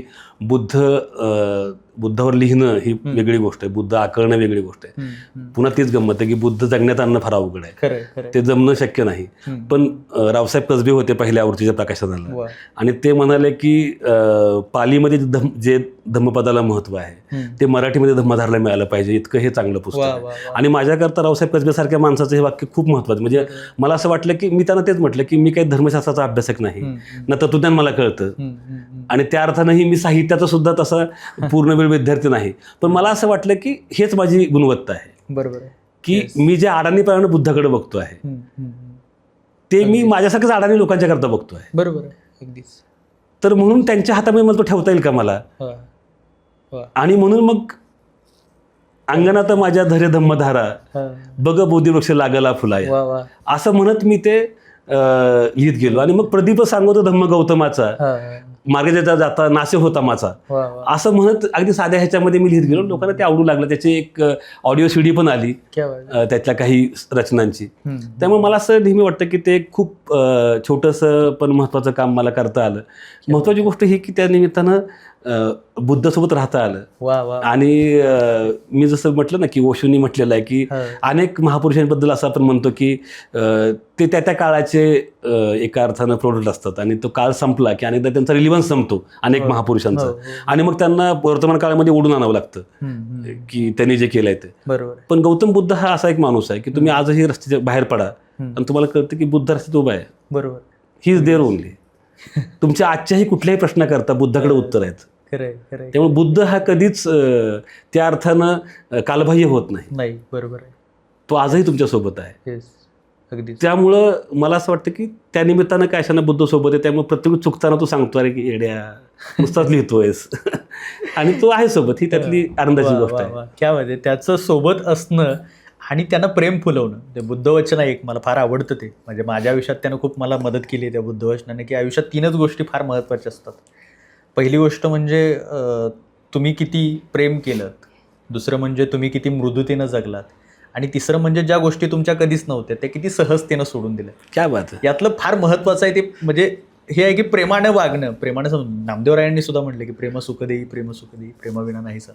तर हे जे आहे प्रेम असणं हे म्हणजे साने गुरुजी ते बुद्ध, गौतम बुद्ध हे असं म्हणजे साने गुरुजी जगाला प्रेम अर्पावे इथंपासून ते ह्या सगळ्या याच्यात अशा सगळ्यामध्ये हे 2.5 अक्षरांची गोष्ट आयुष्यामध्ये येत राहते, प्रवेश करत राहते.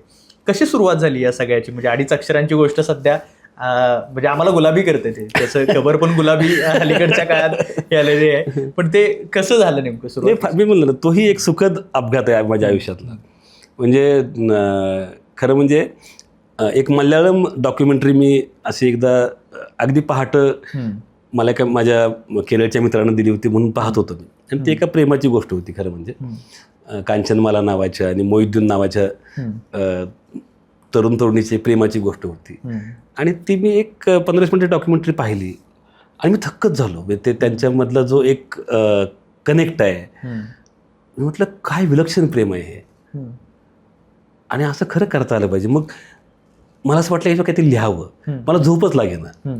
आणि मी ती पूर्ण ती डॉक्युमेंटरीची जी गोष्ट आहे ती माझ्या शैलीमध्ये लिहून काढली अशी. आणि दिव्य मराठीला त्यावेळी रसिक पुरवणी असायची आणि प्रशांत पवार ते पाहायचा. तर प्रशांत माझी काही तशी खरं म्हणजे व्यक्तिगत ओळख नव्हती, त्याचा फक्त ईमेल माझ्याकडे होता रसिकमुळं. त्याच्या ईमेलवरून मी ती पाठवून दिली आणि त्यांनी ती चक्क त्यांच्या दिवाळी अंकाची कव्हर स्टोरी म्हणून छापली. आणि झालं. मला असं वाटलं की ठीक, म्हणजे आली कथा, लोकांना आवडली. मनोमन तुझाच मोहिद्दीन नावाची ती गोष्ट होती.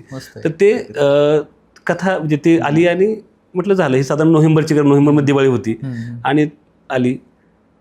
त्याच्यानंतर मी काहीतरी माझ्या कामाच्या निमित्तानं चेन्नईला होतो, आमच्या एका इन्स्पेक्शनसाठी गेलो होतो आमच्या आरोग्यविषयक सरकारी कामाच्या निमित्तानं. आणि त्यावेळी चेन्नईला पूर आला होता, आठवत असेल. आणि जस्ट मी चेन्नईहून थेनीला विमानानं जात होतो. थेनीत असा उतरलो आणि मला प्रशांतचा फोन आला की प्रदीप, तुला त्याचं जे तू लिहिलंयस ना असंच तू आमच्याकडे कॉलम म्हणून लिहू शकशील का? बर. म्हटलं कॉलम लिहिणं अवघड आहे अरे. म्हणजे अशी माणसं, इतकं विलक्षण प्रेम करणारी माणसं दर आठवड्याला 15 दिवसाला कुठे भेटणार आहेत? तर तो म्हटलं असं काही फार टेन्शन घेऊ नकोस म्हणला तू. जर तुला एखाद्या 15 दिवसाला भेटलं लिही, नाही भेटलं तर नको लिहू. म्हणजे असं काही नाही की तू दर 15 दिवसाला लिहिलंच पाहिजे. म्हणलं असं असेल तर ठीक आहे, पण अदरवाईज एवही माणसं इतकं विलक्षण प्रेम करणारी मला खरंच सापडतील का? म्हणजे मला शंका वाटते असं. नाही म्हटलं तू काही हरकत नाही, तू त्यात तुला स्वातंत्र्य आहे की एखाद्या 15 मध्ये तू नाही लिहिला लेख तरी आम्हाला काही हरकत नाही. मग त्याला नाव काय द्यायचं त्या कॉलमला असं ठरलं. तर म्हटलं कबीर बाबा आपले 10 आकर प्रेमक आहे. म्हणलं प्रेमाबद्दल एवढं सुंदर वर्णन दुसरं काहीच नाही, 2.5 अक्षर कळलं की नाही. त्यामुळे प्रेमाचं हे जे प्रत्यक्ष वर्णन आहे त्यामुळे म्हटलं ही त्याची गोष्ट आहे, त्या 10 अक्षराची गोष्ट आहे म्हणून 2.5 अक्षरांची गोष्ट असं नाव दिलं मी आणि सुरुवात केली. तुला गंमत सांगतो, मी लिहायला सुरुवात केली. मी लोकांना बोललो, काही जवळच्या मित्रांना की असं एक कॉलम लिहितोय आणि लोक सांगायला अरे तो अमका तो तमका, त्याची स्टोरी फार भारी आहे. म्हणजे कविता ननवरे असेल किंवा माझी बायको माधुरी आवटे असेल, त्यांनी वेगवेगळ्या गोष्टी सांगायला सुरुवात केली की अरे मला तिथून एक मुलगा भेटला होता की त्याच्या पण बायकोची त्याची स्टोरी फार इंटरेस्टिंग आहे. शिवाजी पवार नावाचा माझा एक मित्र आहे जे आता जळगावला असतो, त्यानं मला एक युक्रेनची मुलगी आणि बिहारचा मुलगा की जे इथं पुण्यात राहायचे PCMC मध्ये, आणि तो म्हटला त्याला भेट, अरे फार इंटरेस्टिंग स्टोरी आहे. मी त्याच्यावर युक्रेनची पार्वती नावाची गोष्ट लिहिली. तर मी लिटरली वेडा झालो. म्हणजे इतके लोक माझ्या अवतीभोवती, गर्दीमध्ये आपण ट्रॅफिक जॅममध्ये बघतो ना अवतीभोवती, आपल्याला कळत नाही की ही साधीसुधी पांघरुणं घेतलेली लोक प्रत्यक्षामध्ये काय विलक्षण लोक असतात. बरोबर. त्यांच्यामध्ये प्रेमाचं प्रचंड विलक्षण रसायन असं रसरसतं असतं हे त्यांना जवळ गेल्याशिवाय आपल्याला कळत नाही. आणि इतकी माणसं भेटत गेली कारण या पुस्तकात ज्या गोष्टी आहेत त्यातल्या 90% लोकांना मी प्रत्यक्ष भेटलेलो आहे. जे भारताबाहेरचे लोक आहेत हे सोडले तर त्यातल्या 90% लोकांना मी प्रत्यक्ष भेटलेलो आहे. त्यांना मी जाणीवपूर्वक भेटलो, बोललो, 4-4 तास त्यांच्यासोबत वेळ दिला आणि मला कळलं की ही विलक्षण माणसं आहेत. आणि मी लिहित गेलो. मला जेव्हा वर्ष संपलं आणि कॉलम संपला तेव्हा मी प्रश्न अजून खूप लोक आहेत रे, मला सारखे लोक भेटत आहेत. म्हणजे मला प्रश्न असा होता की भेटतील की नाही. आणि नंतर असं झालं की अवतीभोवती केवळ प्रेमच प्रेम दिसतं आहे. आपली अडचण ही आहे की आपल्याला द्वेष आणि विकार पसरवायची सवय लागलेली आहे. बरोबर. पण प्रेमाचे झरे जागोजागी आहेत. आपण म्हणतो ना की कान तयार असावा लागतो. त्या झऱ्यांचं मृदू संगीत ऐकण्याकरता तुमचा कान तयार पाहिजे. या ट्रॅफिकच्या कर्कश आवाजामध्ये कुठून तरी झरा एक झुळझुळतो आहे. तुमचा कान तयार असेल ना, तुम्हाला कळतं अरे बघ इथं प्रेम वाहत आहे. खरंय. आणि ते मला जाणवत गेलं. माझा कान तयार झाला. मला अशी माणसं भेटत गेली. माझ्याकरता मी म्हटलं ना, अनेकदा कसं असतं सांगतो लिहिणाऱ्या माणसाची गंमत. त्याला असं वाटतं, म्हणजे मी अनेकदा असं म्हणतो आणि तो विनोद नाही की हे पुस्तकाचा लेखक मी आहे अशी एक मोठी अफवा आहे. आणि ती अफवाच आहे. प्रत्यक्षामध्ये जे जगलेत ना, बरोबर, त्यांचं ते पुस्तक आहे. तुला माहिती आहे ना की आपल्याकडे तहसीलदार कचेरीच्या बाहेर ॲफिडेव्हिट लिहायला माणसं बसलेली असतात. खरेदी तू आणि मी करत असतो. ॲफिडेव्हिट तुझा आणि माझा असतो. तुझ्या माझ्या अंगठे किंवा सह्या असतात आपल्या आईबापाच्या, पण तो लिहितो तो. पण शपथ कोणी घेतलेली असते ॲफिडेव्हिटवर, ज्यानं सही केली त्यावर. तसं लेखकाचं आहे. I am only bond writer. पण शब्द त्यांनी घेतलेले आहेत आणि त्या थोर आहेत. आणि म्हणून मी म्हटलं ना की एक वेगळंच जग या पुस्तकानं मला उघडं केलं. आणि मला खरं कळालं की लोक किती भरभरून जगतायत. आपल्याला विनाकारणच दडपण येतं की नाहीये, संपलंय सगळं, की असं नाहीये. लोकांना आजही कळतं ते. फक्त असं असतं की लोक त्याचं शोभाजी करत नाहीत. पण त्याच्या जगण्यामध्ये ते अगदी अव्याहतपणे वाहत राहतं हे आपल्याला कळतं. म्हणजे त्यांनी अगदी सहज सांगितले, प्रेम ही काय दाखवायची गोष्ट नाही, जगण्याची गोष्ट. एक्झॅक्टली. म्हणजे हे जगणं अनुभवत असताना तुम्ही त्यांच्याजवळ पोहोचला. या सगळ्यात काही इंटरेस्टिंग स्टोऱ्या असतील, म्हणजे या स्टोऱ्या शोधण्यासाठी जाणं आणि त्यात एक स्टोरी होणं, तर असं काहीतरी भारी अनुभव असतील, किस्से असतील. हे किस्से अगदी खूपच. मी म्हणलं ना की याच्यामध्ये मुळात मध्ये काय मी एक ठेवलं होतं डोक्यामध्ये की अनेकदा प्रेम ही इतकी मोठी गोष्ट आहे, आपण ती खूप संकुचित नजरेनं बघतो. म्हणजे केवळ तो आणि तिचं प्रेम म्हणजे प्रेम, बरोबर आहे. आणि बाकी त्याच्या पलीकडे जे आहे ते प्रेम नाही आहे का. त्यामुळे तू जर पाहिलंस तर त्या पुस्तकामध्ये तो आणि तिच्या पलीकडे जाणाऱ्या सुद्धा गोष्टी आहेत. हो, अगदीच. आणि त्याला मी खूप महत्त्व दिलं.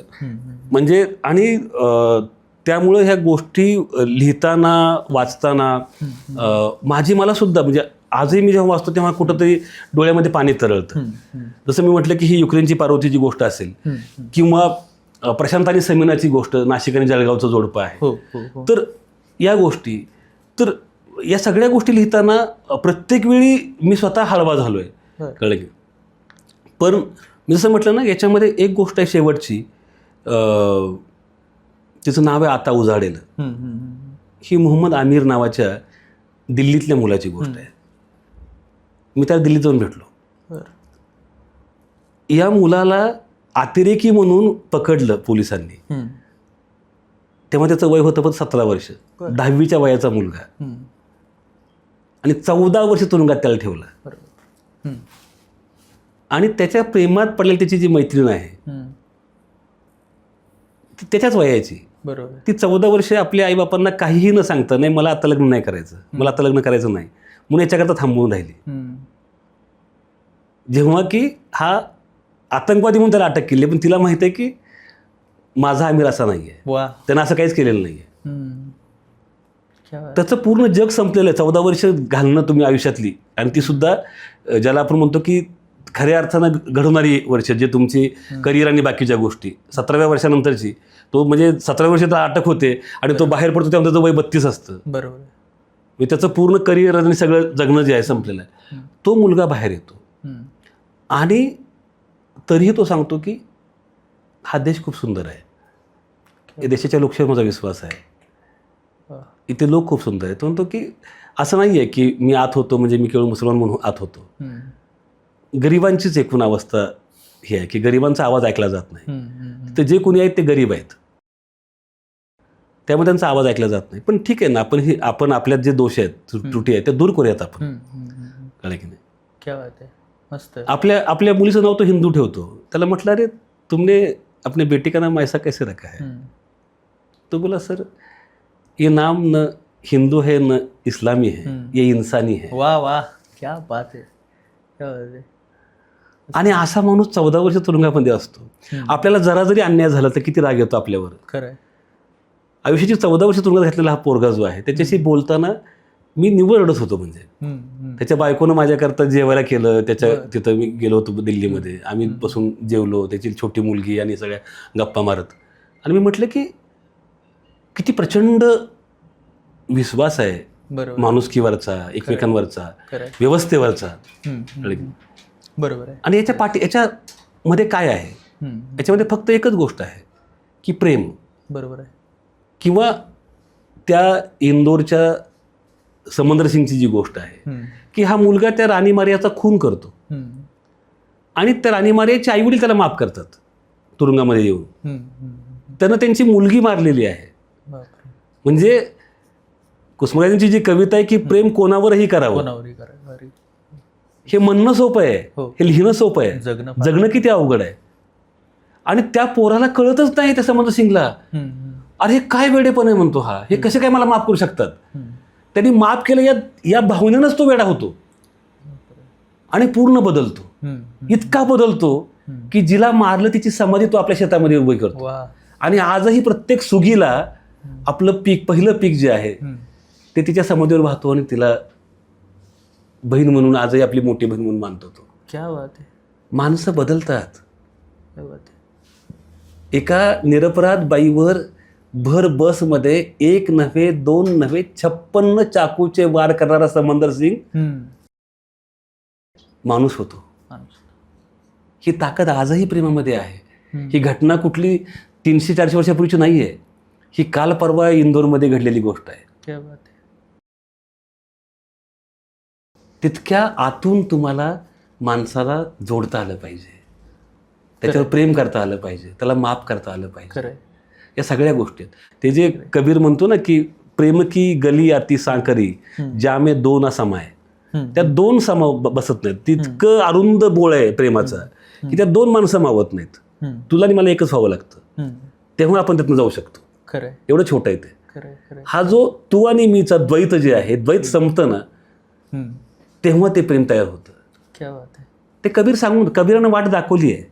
प्रश्न आपला आहे की आपण त्या वाटेनं जायचं की नाही. क्या बात आहे, क्या बात आहे. म्हणजे अभिजित देशपांडे सारखा माणूस, त्याच्यामध्ये गोष्ट आहे की जो मराठीचा प्राध्यापक परभणीसारख्या गावात वाढलेला, या सगळ्या माणसांनी मला इतकं श्रीमंत केलंय ना की मला वाटलं की अरे ही काय जगतायत माणसं हे. बरोबर आहे की जीना इसी का नाम है असं जे आपल्याला वाटतं ते या माणसाकडे बघून वाटतं. क्या बात आहे. मस्त. हे सगळं जे आहे म्हणजे खरं तर मला असं वाटतं सर की या निमित्तानं आता हे सुचलंच, या तर व्यक्त करून टाकावं का काही गोष्टी व्यक्त व्हायला पर्याय नाही. तुम्ही स्टोरी टेलिंग करावं या सगळ्या गोष्टींचं आणि गोष्टी सांगाव्यात. कारण काय ना की या जगाच्या कोपऱ्यात प्रेम आहे, माणुसकी आहे, चांगुलपणा आहे. खरं हे या नकारात्मक काळात जास्तीत जास्त सांगणं फार गरजेचं आहे आणि हे तुमच्याकडनं लवकरच ऐकायला भेटो. खरंच. आणि मी तुला म्हणून आत्ता आपण आपलं जास्त आपण जे बोलतोय तर ते बोलतोय ते आत्ता बघ ना वातावरण कसं आहे की आपलं युद्धाचं वातावरण आहे. तिसरं महायुद्ध होईल की काही एवढी भीती आपल्याला वाटते आहे. आणि अगदी त्याच्यामधली एक जी गोष्ट आहे की बुलडोझर समोर उभी राहिली की एवढीशी पोर, ती गाझापट्टीतली गोष्ट आहे. रेचल कोरी नावाची मुलगी आहे ती, तिचं वय किती आहे? 22 वर्ष. काय असतं वय 22 वर्ष? काहीच कळत नाही. मला तर आजही कळत नाही 22 वर्ष वयात तर काय कळतं माणसाला. आणि ती राहते ऑलिम्पिया नावाच्या शहरामध्ये अमेरिकेतल्या. तिथून तिला गाझापट्टीत जी माणसं मारली जातात त्याचं दुःख तिला, म्हणून ती तिथं येते काम करण्याकरता. आणि ती बुलडोझर खाली मारली जाते तिथं. पण ती सांगते आईला, तिनं आईला जे पत्र लिहिले त्या पत्रात ते काही लिहिते, आई मला पण वाटतं ग, माझं वयच आहे ना, तरुण आहे मी, मला पण वाटतं बॉयफ्रेंड असावा, बॉयफ्रेंडसोबत मस्त फिरावं, पार्ट्या कराव्यात, रात्री उशिरापर्यंत तुला त्रास होईल इतक्या वेळ बाहेर असावं, आणि रात्री चालून तू विचारावं कुठे गेली होतीस कार्टे, आणि मी मस्तपैकी डान्स बिन्स करत मजा करत राहावं माझ्या बॉयफ्रेंडसोबत. पण मी जेव्हा हे बघते ना जगात काय चाललंय, तेव्हा वाटतं की इतकं स्वार्थी कसं जगता येईल ग. बरोबर आहे. ज्या जगात मी आहे त्या जगात अशी लहान लहान मुलं, शाळकरी मुलं मुली जर काही त्यांचा गुन्हा नसताना जर मारल्या जात आहेत, तिथं मी शांत कशी बसू. बरोबर. आणि ती पुढे लिहिते की मला माहित आहे मी खूप छोटी आहे ग, हा पृथ्वीचा गोल सांभाळता येईल, त्याचा जो तोल ढासळलाय तो सांभाळता एवढी मोठी नाही आहे मी, ना मी येशू आहे ना मी कुठला मोठा कलावंत आहे, मी फक्त माझी डिश धुवू शकते, एवढंच माझी ताकद आहे. वा. आपल्या डिशला इतका द्वेष, इतका विकार चिकटलाय ना, तो कुठल्या वॉशिंग पावडरनं धुवायचा हा प्रश्न आहे. म्हणून आपल्या डिश जरी आपण धुतल्या ना स्वच्छ आणि आपल्या मनातला विकार जरी पुसला तरी आपल्या चकचकीत ज्या डिश आहेत ना ते सुद्धा हा जग सुंदर करतील आणि आपल्या या गोलाचा जो कल्लेला अक्षय आहे तो सावरतील. रेचलकडे पाहताना हे वाटत राहतं. त्यामुळं मी तिला बघितलं नाही, पण तिच्या त्या ईमेल तिचे एक वाचताना डोळ्यामध्ये पाणी आलं की म्हणजे कुठल्या पद्धतीची संवेदनशीलता या मुलीची. म्हणजे ती जेव्हा गेली ना तेव्हा गाझापट्टीतल्या अनेक आयांनी आपल्या लेकीचं नाव ठेवलं रेचल म्हणून. तिच्या नावाने तिथं बालवाड्या सुरू झाल्या. कारण त्यांना कळलं होतं की ही पोरगी आपल्याकरता जगली, ती आपल्याकरता इतक्या दुरून अमेरिकेतून आली होती. भाषा तिची कळत नव्हती, एकमेकांना कळत नव्हती, पण तरीही डोळे आणि देहबोली सांगत होते की ते प्रेम किती आहे ते. क्या बात आहे, क्या बात आहे. मस्त. ही जी सगळी उदाहरणं आहेत, ही सगळ्या ज्या गोष्टी आहेत, खरं या माणूस पण जागं करणाऱ्या गोष्टी आहेत सगळ्या. म्हणजे स्वतःच्या काळजाला हात घालतात, आपल्यातलं जे पुरुषी असणं संपवतात आणि आपला माणूस असणं जागवतात. ही जी काही गोष्ट आहे ती खूप छान आहे. या सगळ्या काळामध्ये अशी एखादी गोष्ट की जी गोष्ट असं वाटलं की अरे हे आपलं जगणं, म्हणजे हे आपलं जगणं असायला हवं आणि आयुष्याचा एक अर्थ त्या ठिकाणी उलगडला, असं कधी जाणवलं या सगळ्या प्रोसेसमध्ये आणि काय शिकायला मिळालं? किंवा नाही, मी म्हटलं ना की या सगळ्यामध्ये म्हणजे त्यात प्रत्येक गोष्टीमधला जो पैलू आहे तो वेगळा आहे, परंतु त्या सगळ्यामध्ये मी म्हटलं ना की माणूस पण मला पण चिकटलेले जे काही छोटे मोठे घाण आहे, छोटे मोठे विखार आहेत, ते पुसायला मला ह्या गोष्टींनी मदत केली. म्हणजे मी म्हटलं ना की हे असेल किंवा त्याच्यामध्ये एक दंतकथा नावाची एक जिती जागती दंतकथा नावाची एक छोटीशी गोष्ट आहे की खरं म्हणजे ती एका वेगळ्याच शैलीची गोष्ट आहे. पण जसं तू आता म्हणालास की पुरुष पण आपलं पुसता येणं, त्या अर्थाची ती गोष्ट आहे. हो. ती खूप इंटरेस्टिंग आहे. ती म्हणजे मुळातून वाचण्यासारखी गोष्ट आहे. हो. किंवा शुक्रवारची कहाणी नावाची अगदी बुधवार पेठेतली गोष्ट आहे. ती प्रेमाची कहाणीच बुधवार पेठेत सुरू होते. त्यामुळं प्रेम कुठंही वाढतं, बदनाम गल्लीतही ते वाढतं. अगदीच कळलं की. त्याच्यामुळं त्या गल्ल्या जरी बदनाम असल्या तरी प्रेमाला कुठलीच भूमी वर्ज नाही आहे. अगदीच 100%. प्रेम असं एक पीक आहे, असं एक फळ आहे, असं एक कल्पवृक्ष आहे की तो कुठल्याही जमिनीमध्ये, वाळवंटामध्ये, समुद्राच्या काठी कुठंही तो वाढतो. क्या बात आहे, मस्त. हे मला जाणवत गेलं. आणि म्हणून म्हटलं की मग आता विचार नाही करायचा, आता फक्त पेरत राहायचं. हा नाही विचार करायचा की प्रेम म्हणजे जमीन कोणती आहे, भूमी कोणती आहे, काळ कोणता आहे, बरोबर, पाऊस पडणार आहे की नाही पडणार आहे. अरे क्या बात आहे. प्रेमात आपली ताकद आहे, क्या बात. ते वाढत राहील. हे जे सगळं आहे म्हणजे तुम्ही लिहिलेल्या ज्या कथा आहेत म्हणजे त्याच्यामध्ये 25 वर्षाचा संघर्ष आहे कुणाच्या वाट्याला, कुणाच्या तरी वाट्याला वर्षानुवर्ष वाट पाहणं आहे, कुणाच्या तरी वाट्याला अगदी हातातून घडलेली चूक आहे पण त्याच्यावरचा पुन्हा पश्चाताप आहे आणि त्यानंतरचा माणूस पण. प्रत्येक गोष्ट काही ना काहीतरी शिकवत राहते. कुणीतरी एक जोडीदार चुकीच्या मार्गाला निघालाय पण चुकीच्या मार्गाला निघालेल्या जोडीदाराला चुकीच्या पावलानं योग्य मार्गावर आणण्यापेक्षा एक चांगलं आणि संयत पाऊल उचलावं हे शिकवणाऱ्या त्या सगळ्या गोष्टी आहेत.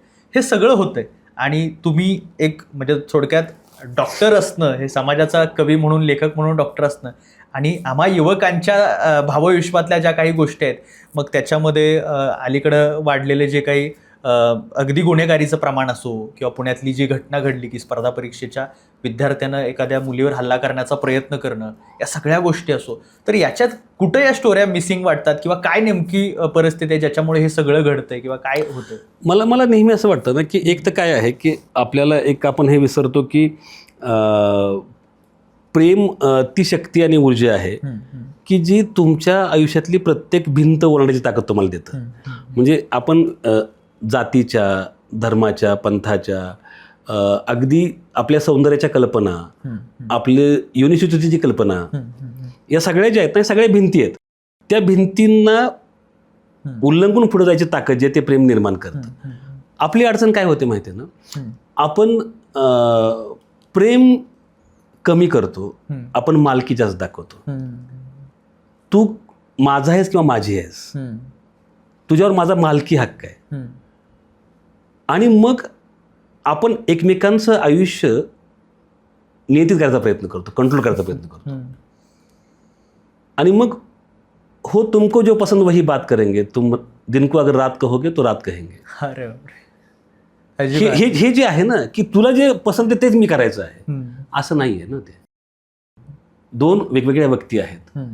तर एकमेकांना ती स्पेस देणं, मालकी हक्काच्या पलीकडे जाऊन प्रेम करणं. आणि जसं मी मगाशी म्हणलो की आणि प्रेमामध्ये चुकायची देखील मुभा आहे. माणूस चुकू शकणार ना, टू इज ह्युमन. त्यामुळे माणसाकडून चुका होतात, त्या चुकाही समजावून घेऊन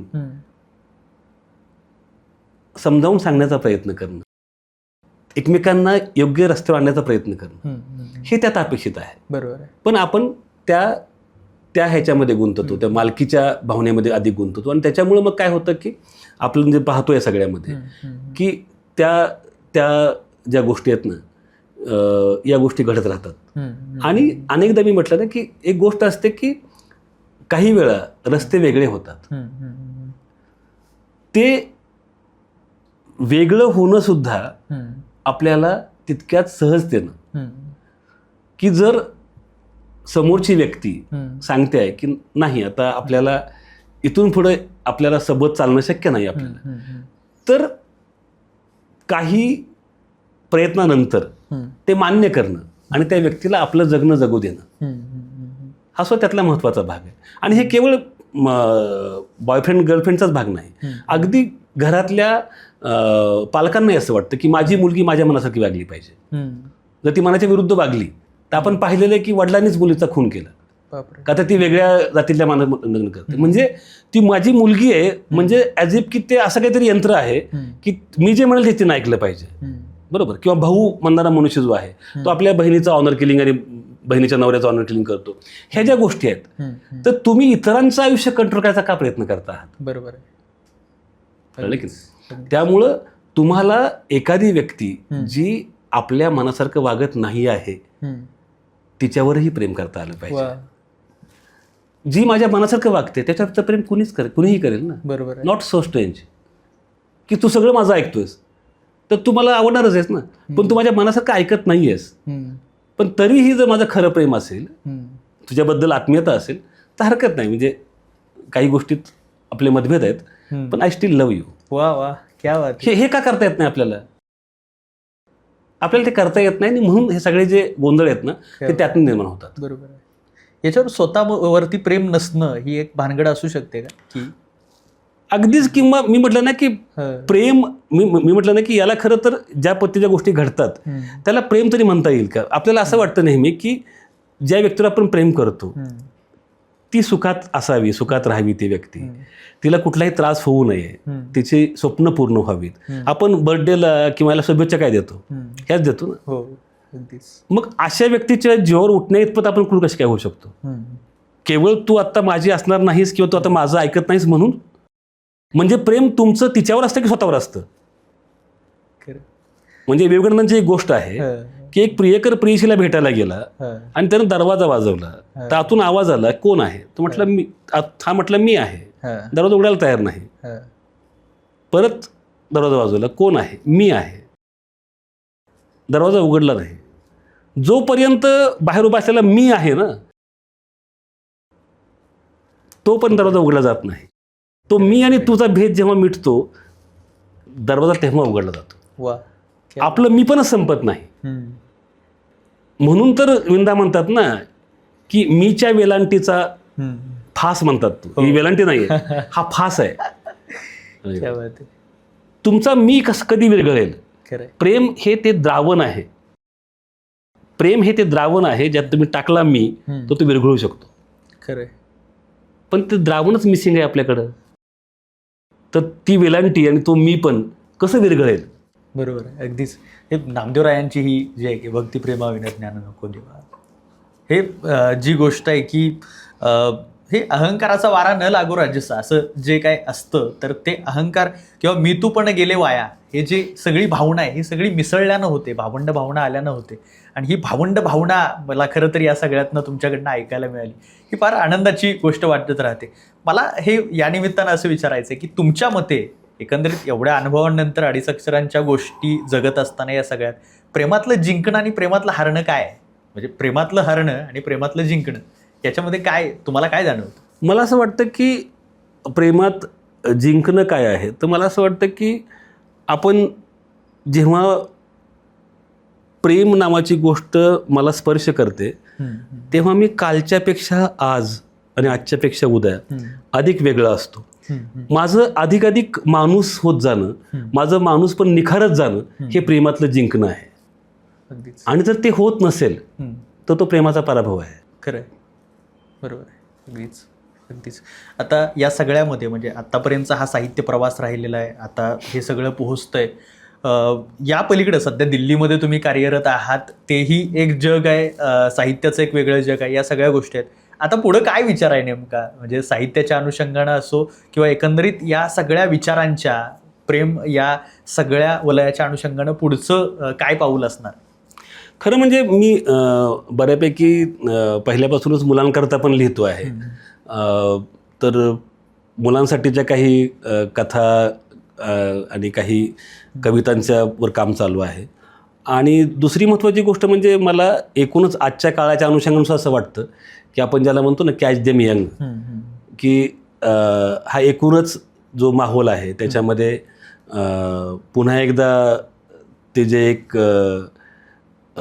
प्रेमाचं सौहार्दाचं वातावरण आपल्याला समाजात निर्माण करायचं असेल तर ही जी लहान मुलं आहेत तीच आपल्याकरता ते नवं जग घेऊन येतील त्यांच्या निखळ नजरेनं. म्हणून त्यांच्यासोबत काम करणं हे मला खूप महत्त्वाचं वाटतं. म्हणजे मला अनेकदा असं वाटतं, म्हणजे मी माझ्या वयाचा मला विसर पडतो अनेकदा, आणि मला असं वाटतं की मी लहानच आहे. म्हणजे मी फक्त आरशासमोर राहिलो की मग कळतं अरे आपण बऱ्यापैकी म्हातारे झालो आहोत.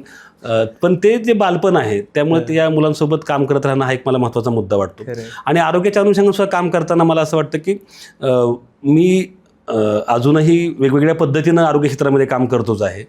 कारण की ती जी एक व्याख्या ना आरोग्याची, की आरोग्य म्हणजे केवळ आजाराचा अभाव नाही, तर शारीरिक, मानसिक आणि सामाजिक दृष्ट्या तुम्ही निरामय असणं म्हणजे आरोग्य, वा. अशी व्याख्या मी नव्हे तर WHO करतं, म्हणजे जागतिक आरोग्य संघटना जी आहे तिची ही व्याख्या आहे. Yes, मला नेहमी असं वाटतं की आपण ही जे 3 आयाम आहेत आरोग्याचे, फिजिकल, मेंटल आणि सोशल, त्यातला मेंटल आणि सोशल जो आयाम आहे त्याच्याकडे कायम दुर्लक्ष झालेलं आहे. त्याच्यामुळं मी त्या आयामाकडं लक्ष वेधण्याचा लोकांचा प्रयत्न करतोय आणि त्याच्यामध्ये मला काय करता येईल का, म्हणजे मी वेगवेगळ्या पद्धतीनं जी काय आता ट्रेनिंग्ज आणि कॅपॅसिटी बिल्डिंग वर्कशॉपमध्ये सहभागी होतो डॉक्टरांच्या, नर्सेसच्या, तर त्याच्यामध्ये माझा उद्देश तो आहे की आरोग्याची ती जी व्याख्या आहे त्या व्याख्येपर्यंत आपण सगळ्यांनी पोहोचावं. केवळ शारीरिक आजार नव्हे तर आपल्यामधले मानसिक आणि सामाजिक आजार देखील दूर झाले पाहिजेत, तर आपण खऱ्या अर्थानं समाज म्हणून निरोगी असू. बरोबर. आणि ते करताना मला वाटतं की माझं लेखन, माझी कविता हे त्याचाच एक भाग आहे. त्याच्यामुळे त्याचाही उद्देश तेच आहे की जे सामाजिक आणि मानसिक आजार हे औषधांनी बरे होणार नाहीत, ते कदाचित शब्दांनी बरे होतील, शब्द फुंकर घालतील अशी खात्री आहे. आणि म्हणून त्याच्यामध्ये त्या अर्थानंही द्वैत नाही, दोन्ही कामाचा उद्देश एकच आहे आणि त्याकरता काम करतो आहे. क्या बात आहे. ह्या सगळ्या प्रवासामध्ये, या सगळ्या याच्यामध्ये जे गवसतं आहे ते तुम्ही साठवत, ते दरवळत, या सगळ्या गोष्टी जपत तुम्ही पुढं निघाला, ही फार आनंदाची आणि महत्त्वाची गोष्ट आहे. खरं तर ही जादू की जप्पे आहे ती वेगवेगळ्या पुस्तकांमधून आमच्यापर्यंत पोहोचत राहो हा एक आशावाद आहेच. पण मला तुमच्याकडे बघून जी गोष्ट जाणवली, म्हणजे खरं तर तुम्ही जसं म्हटलं की आपल्या आपल्या वाट्याची डिश धुतली तरी हे सगळं काही भारी होणार आहे. मला त्या बंडू अंधेरेंच्या काही ओळ्या आठवल्या, मला त्या फार आवडतात, नेहमी आवडतात. आणि तसं जगणारी माणसं ही अगदी जवळची वाटतात की जन्माला आलो नाही केवळ जगण्यासाठी, मी माझ्या हिश्श्याची दुनिया हिरवी केली आहे, आयुष्याने माझ्या माती माती केली, मी त्या मातीची मूर्ती केली आहे, मी माझ्या हिश्श्याची दुनिया हिरवी केली आहे. आपल्या आपल्या हिश्श्याची दुनिया हिरवी करण्यासाठी म्हणजे मला हे ओळ ऐकून मला साहिर आठवला की साहिरनं जे म्हटलेलं आहे की माना कि इस जहां को न गुलजार कर सके, कुछ खार कम तो किया गुजरे जहां से हम. वा वा वा. तर मला वाटतं आपल्या प्रत्येकाचं तेच काम आहे की हे जग आपल्याला थोडंसं सुंदर करता येईल का आपल्या प्रयत्नानं. मी म्हटलं आपल्या, म्हणजे माझ्यासारख्या तर माणसाचे एकूणच क्षमता आणि हे खूप कमी आहे, पण ठीक आहे ना, मी माझा कोपरा थोडा बरा करेन का, तर तेवढंच करूयात. म्हणजे आपली जेवढी क्षमता आहे तेवढं आपण करूयात, तर ते ठीक आहे. मला वाटतं प्रत्येकाने हे केलं तर ते पुरेसं आहे. त्यामुळे म्हणजे आता नाही का, आता जेव्हा होळी झाली त्यावेळी मी तेच लिहिलं होतं की काय राखायचे काय जाळायचे, हेच तुला मला आज ठरवायचे. त्यामुळे काय राखायचंय काय जाळायचंय, तर शेवटी तेच आहे ना की प्रेम जपायचे आणि द्वेष गाडायचे. हे करूनच आपल्याला पुढे जायचं आहे आणि उद्देश तोच आहे. क्या बात आहे. या निमित्तानं या सगळ्याचा समारोप करत असताना एखादी कविता आम्हाला जर ऐकली तर फार बरं होईल. अगदी तुम्हाला तुमची असणारी किंवा तुम्हाला आवडणारी कुठलीही चालेल. तर मला वाटतं आत्ता मी जे होळीच्या अनुषंगाने जिचा उल्लेख केला तर ती कविता मी हे करतो तुझ्यासमोर. काय राखायचे काय जाळायचे, काय राखायचे काय जाळायचे, हेच तुला मला आज ठरवायचे. वेल सुगंधी फुलांचे दारावरी, वेल सुगंधी फुलांचे दारावरी, प्रेम जपायचे देश गाडायचे, काय राखायचे काय जाळायचे, हेच तुला मला आज ठरवायचे.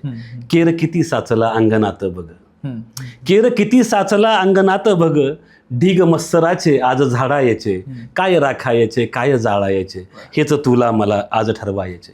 आपली भावंडे जिकडे तिकडे, आपली भावंडे जिकडे तिकडे, हेच ध्यानी मनी राणी ठेवायचे, काय राखायचे काय जाळायचे, हेच तुला मला आज ठरवायचे. हे दो किनारे, हे दो किनारे गल्ली मोहल्ले, हे दो किनारे गल्ली मोहल्ले, पूल बांधून या सारे जोडायचे. हे दो किनारे गल्ली मोहल्ले, पूल बांधून या सारे जोडायचे, काय राखायचे काय जाळायचे, हेच तुला मला आज ठरवायचे. बघ फुल झालो सखे तुझ्यासाठी, थोडा टर्न प्रेमाचा. बघ फुल झालो सखे तुझ्यासाठी, तुझ्या कुंतली तू मला माळायचे, काय राखायचे काय जाळायचे, हेच तुला मला आज ठरवायचे. असू नसू आपण तरीही प्रिय, असू नसू आपण तरीही प्रिय, जीवापाड हे जग जपायचे, काय राखायचे काय जाळायचे, हेच तुला मला आज ठरवायचे. आणि शेवट जे आहे की दुःख सोबतीला राहू दे ना गडे, दुःख सोबतीला राहू देना गडे, एकमेकावरी तरी भाळायचे, काय राखायचे काय जाळायचे, हेच तुला मला आता ठरवायचे. क्या बात आहे, क्या बात आहे, क्या बात आहे. मस्त, खूप छान. ही जी कविता आणि एकंदरीत सगळ्या आपल्या गप्पा मला खूप भारी वाटलेल्या आहेत. तुम्ही आलात याबद्दल धन्यवाद न म्हणता कायम ऋणात राहू, कारण आपल्याला सातत्यानं असं भेटायचंय, बसायचंय, बोलायचंय आणि गप्पा मारायचेत. महत्त्वाचं म्हणजे तुमच्याकडनं खूप काय ऐकायचंय. त्याच्यामुळं पुढल्या वेळीसुद्धा जेव्हा जमेल तेव्हा आपण बसूया, बोलत राहूया आणि अशाच पद्धतीनं एका मार्गदर्शकाप्रमाणे, एका मित्रासारखं, मित्र तत्वज्ञ वाटाडे याच्यासारखं तुम्ही जे काय आमच्यासोबत बोलताय हे असंच पुस्तक नाक्यावर, म्हणजे नाका तेव्हाच भरेल जेव्हा हिरवी गार असणारी माणसं इथे येत राहतील. ही फार महत्वाची गोष्ट आहे. त्यातल्या त्यात तुमचं नाव प्रदीप असं आहे. हे जे काय आहे की दिवे लागण झाली पाहिजे, तरी तेव्हा संध्याकाळ खूप सुंदर होईल. आणि मला असं वाटतं की काळोख पसरलेला असताना या दिवे लागणीचा आणि या गप्पांचा प्रचंड चांगल्या पद्धतीनं प्रभाव पडेल. शेवटी या सगळ्याचा समारोप करत असताना अबेद शेख यांच्या ओळी आठवतात. मला त्या फार आवडतात. त्या ओळी अशा आहेत की इतके कळले जीव तुझ्यावर जडल्यावर, इतके कळले जीव तुझ्यावर जडल्यावर, माणूस तरतो प्रेमामध्ये बुडल्यावर. क्या बात है. माणूस तरतो क्या बात है. प्रेमामध्ये बुडल्यावर. धन्यवाद. थँक्यू.